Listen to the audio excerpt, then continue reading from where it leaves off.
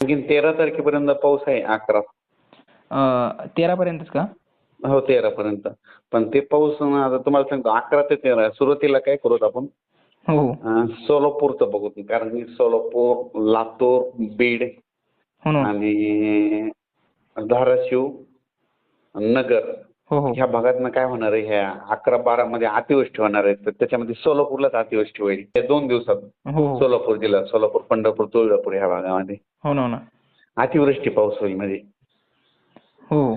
आणि त्याचा फायदा काय होईल लातूरच्या ते मांजरा नदी आहे ना नदी हो मांजरा धरण आहे तिला पाणी येईल तर त्याच्यामुळे लातूरला पिण्याच्या पाण्याचा प्रश्न मिटत आहे समजा. हो हो. सोलापूरमध्ये पाऊस पडणार आहे तिकडे पुण्याकडे पाऊस पडणार आहे तर उजनी धरणाला पाणी यायला सुरुवात होईल. उजनी धरणार पण का?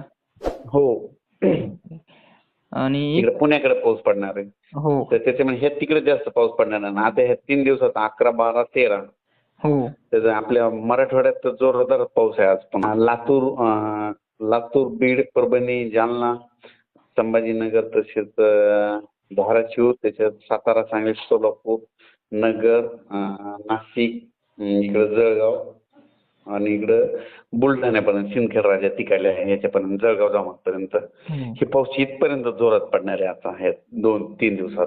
आज उद्या परवा समज. हो या 3 दिवसात म्हणजे इतक्याच भागात पडणार आहे.